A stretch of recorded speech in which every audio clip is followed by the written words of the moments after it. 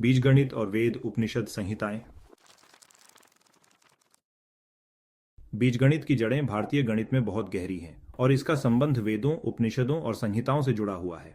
भारत में गणित का विकास मुख्यतः वेदों, विशेष रूप से यजुर्वेद, वेदांग ज्योतिष, उपनिषदों और विभिन्न संहिताओं में मिलता है। संख्याओं और गणना का ज्ञान वैदिक काल में बहुत विकसित था। यजुर्वेद में क्षेत्रफल, घनफल, अनुपात और समीकरणों का उल्लेख मिलता है। ऋग्वेद में संख्याओं के लिए शब्द जैसे एकोन, त्रयोदश, पंचदश आदि मिले हैं, जो संख्या पद्धति की प्राचीनता दर्शाते हैं।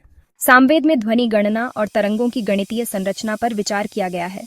अथर्ववेद में ज्योतिष, ग्रहों की गति और बीजगणितीय गणनाओं के संदर्भ मिलते हैं।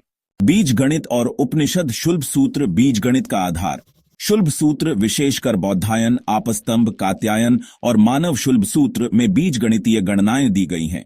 इनमें पाइथागोरस प्रमेय, वर्गमूल, वर्गीय समीकरण और अनुपात शामिल हैं।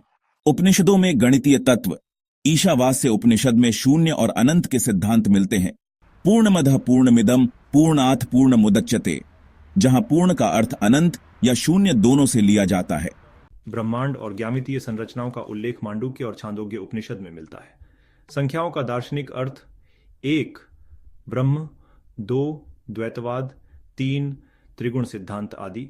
बीजगणित और संहिताएं। वेदांग ज्योतिष और संख्याएं। वेदांग ज्योतिष में बीजगणितीय गणनाओं का उपयोग ग्रहों की गति और काल गणना में किया गया।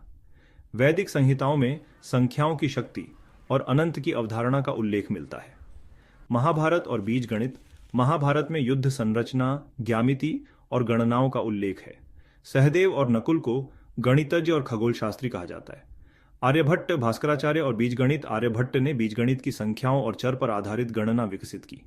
भास्कराचार्य ने अपनी पुस्तक बीजगणित में समीकरण हल करने के लिए कटप्यादि पद्धति का उपयोग किया। निष्कर्ष: बीजगणित वेदों, उपनिषदों और संहिताओं में गहराई से समाया हुआ है।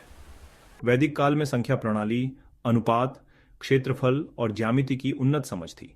शून्य, अनंत और समीकरणों की अवधारणा भारतीय गणितज्ञों द्वारा विकसित की गई, जिसे बाद में विश्व ने अपनाया। भारतीय गणित ने अरब गणितज्ञों को प्रभावित किया, जिससे बीजगणित और एल्गोरिदम की आधुनिक प्रणाली विकसित हुई। भारतीय बीजगणित की जड़ें वेदों और उपनिषदों में ही थीं,